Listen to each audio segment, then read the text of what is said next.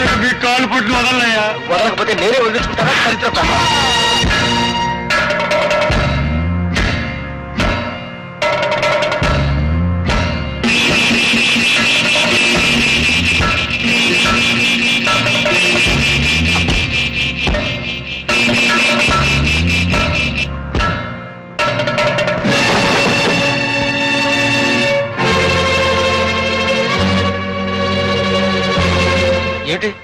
ఏమిటిది చేతులు కత్తిపుచ్చుకొచ్చాయట?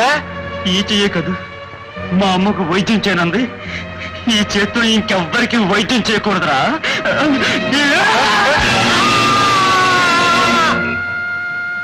నేను చేసిన నేరానికి 5 ఏళ్లు శిక్ష విధిస్తూ మద్రాస్ సెంట్రల్ జైలుకి పంపించారు.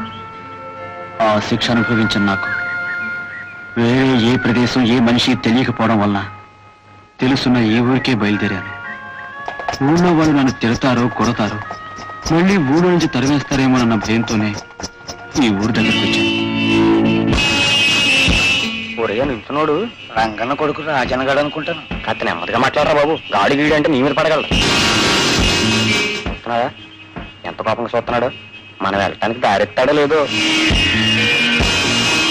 ఒరే బండి వెనక్కిపోని, లేకపోతే కాలు చేయి నరికేస్తాడు.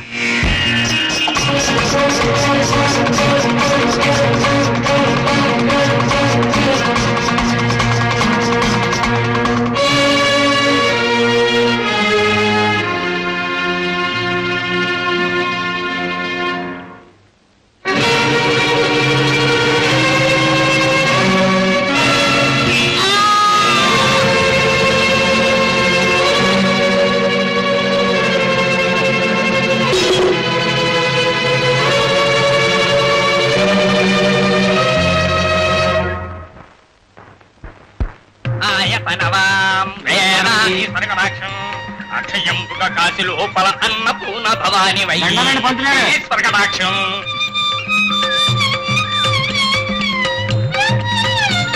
సాక్షి గణపతి కన్న తల్లి సత్నావతి సాంభవి. నమస్కారం రాజన్న.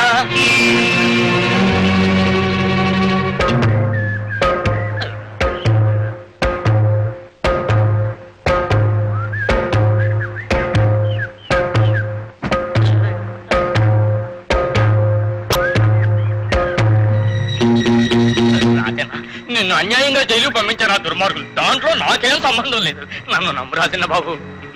వీడి వెలిగించిన ఈ అగ్గి పొలమంటకే గౌరవం ఇచ్చి నన్ను దేవుడి కంటే గొప్పవాణి చేశారు ఈ ఊరి మనుషులు. నేను ఎవరిని భయపడమని అడగలేదు, కానీ ఎందుకో నన్ను చూసి భయపడేవాడు.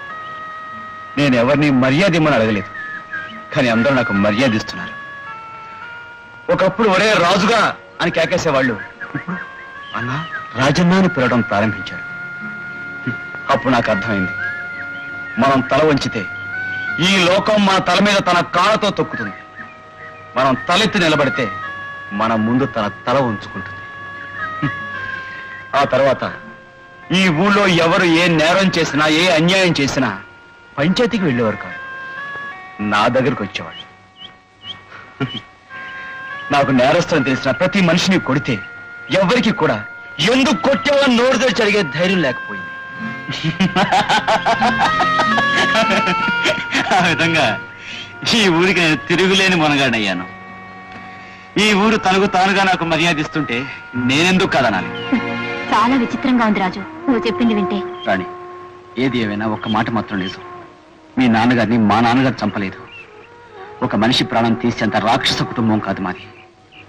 నాకు తెలుసు రాజు, మా నాన్నని మీ నాన్న చంపలేదు, మరో మనిషి చంపాడు. మరో మనిషి? ఎవరు? చెప్పురాని, ఎవరతను? చెప్పురాని, ఎవరు? ఎవరా మనిషి? చెప్పడానికి నేను ఆ మనిషిని సరిగ్గా చూడలేదు. అంటే ఆ రాత్రి చీకట్లో ఆ హంతకుడు మా నాన్నని హత్య చేస్తున్నప్పుడు నేనది చూసి భయంతో పరిగెత్తాను. ఆ హంతకుడు నన్ను చంపాలని నా వెంట పడ్డాడు. పారిపోతున్న నన్ను మీ నాన్న రంగన్న కాపాడి ఈ ఊరు దాటవేశాడు. అంటే ఆ మనిషి చట్టానికి దొరకకుండా ఈ ఊళ్ళోనే తిరుగుతుండాలి. ఆ మనిషిని ఏదో ఒక రోజున పట్టుకుంటాను. మీ నాన్నను హత్య చేసి మా నాన్నను హంతకుడుగా ముద్ర వేసిన వాడిని నా చేత్తోనే అంతం చేస్తాను. నా కక్ష పగ తీర్చుకుంటాను. For more updates, like, comment, subscribe to our channel. Hey darlings, గంటని click చేయడం మర్చిపోకండి.